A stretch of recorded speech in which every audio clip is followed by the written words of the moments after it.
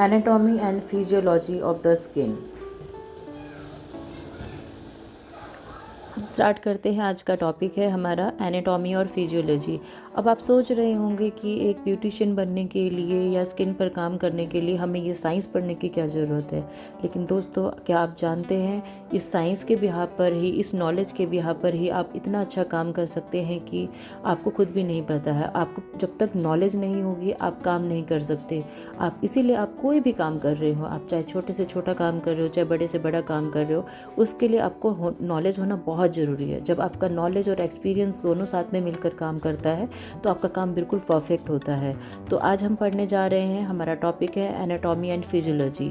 ठीक है, ये हमारे शरीर के बारे में है जिस पर हम काम करते हैं। त्वचा मानव शरीर का सबसे बड़ा अंग है जिस पर हम ब्यूटिशियन को काम करना होता है या कॉस्मेटोलॉजिस्ट को काम करना होता है। अब जिस स्किन पर हम काम कर रहे हैं उसके बारे में हमें जानना तो बहुत ज़रूरी होगा। ठीक है, तो इसीलिए स्किन में काम करने से पहले हमें स्किन और स्कैल्प के बारे में जानना ज़रूरी है। अब स्कैल्प क्या है, हमारा जो बालों का स्कैल्प होता है उसमें भी इन्फेक्शंस होते हैं, उस पर भी कैसे काम करना है, ये सब चीज़ें भी तो हमारे लिए बहुत इंपॉर्टेंट है ना। ताकि हम अपने क्लाइंट की स्किन केयर हो गया, उसको ब्यूटी सर्विसेज देनी है हमें, उसके बारे में हमें अच्छे से पता हो।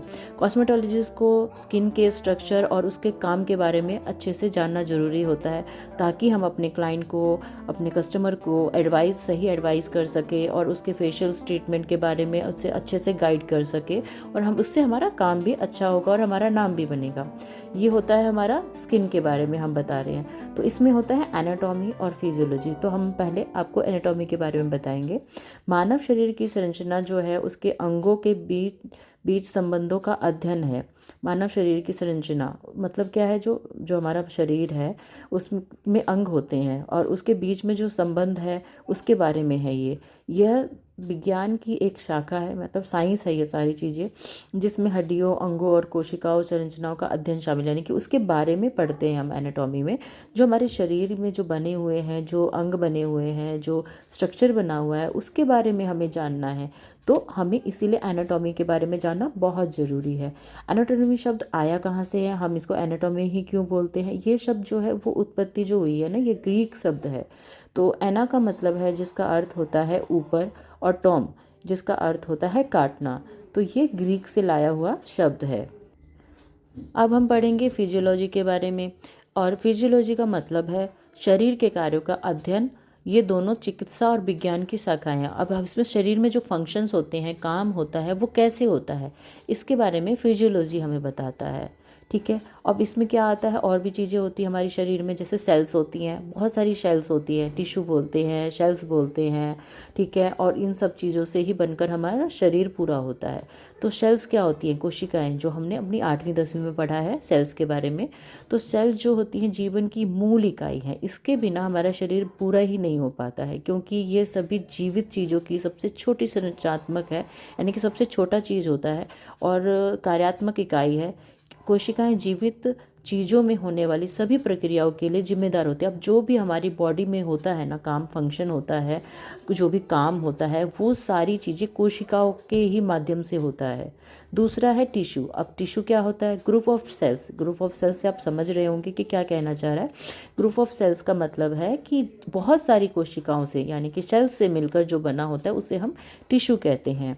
ठीक है, एक दूसरे, और ये जो टिश्यूज़ होते हैं, ये जो कोशिकाएं एक दूसरे से जुड़ी रहती हैं और किसी विशेष कार्य करने के लिए मिलकर काम करती है। और ये सारी जो सेल्स होती है आपस में मिलकर और कुछ इम्पोर्टेंट या कोई मतलब एक कहते हैं ना पर्टिकुलर काम करने के लिए होता है और मिलकर काम करती है। टिश्यूज़ जो होती है उसको हम हिंदी में उत्तक बोलते हैं। टिश्यूज़ जो हैं उत्तकों से मिलकर बने होते हैं।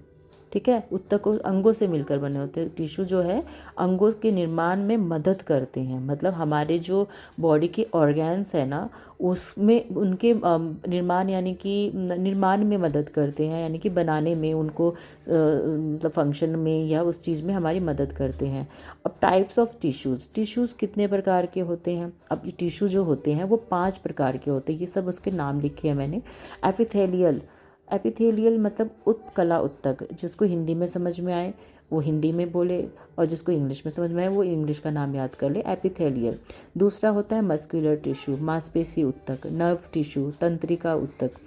कनेक्टिव टिश्यू संयोजित ऊतक, लिम्फेटिक टिश्यू लसिका ऊतक।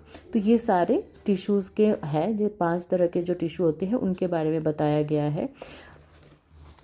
इसके आगे आता है हमारा ऑर्गेन्स। अब ऑर्गेन्स भी हमारे शरीर का ही हिस्सा है। ऑर्गेन्स मतलब अंग। टिश्यू ऊतकों यानी कि जो टिश्यूज़ होते हैं उसका एक समूह। जैसे पहले हम लोगों ने टिश्यू पढ़ा जो कि सेल्स का ग्रुप होता है। अब इसमें क्या है, टिश्यू के समूह जो किसी विशेष कार्य को करने के लिए डिज़ाइन किया गया है, उसको हम ऑर्गेन्स कहते हैं। अब टिश्यूओं से मिलकर, कई टिश्यूओं से मिलकर ऑर्गेन्स बनते हैं। ठीक है, तो ये हमारी बॉडी के लिए ही सब कुछ है। शरीर के बारे में पढ़ा जाता है। शरीर के बारे में हमें पता होगा, हमारे शरीर के ऑर्गेन्स के बारे में हमें पता होगा तो हम अच्छे से काम कर पाएंगे। हमें पता होगा कि कौन सी चीज़ किससे कनेक्टेड है। तो इसीलिए ये जानकारी ना बहुत ज़रूरी है। ये बेसिक है मगर बहुत इंपॉर्टेंट है। कई लोगों को लगेगा कि ये क्या साइंस पढ़ा रही है, बट ऐसा नहीं है सर। सब लोगों को ये ज़रूरी है। देखिए, हम ब्यूटिशियन हैं और हम किसी की स्किन पर काम करते हैं, किसी के स्कैल्प पर काम करते हैं, हम बॉडी पर भी काम करते हैं। तो हमें उस बॉडी में कहाँ कहाँ पर क्या चीज़ें हैं, कैसे काम करती हैं, ये चीज़ें जानना बहुत ज़रूरी है। जब हमको नॉलेज होगा ना तो हम अच्छे से अपना काम कर पाएंगे।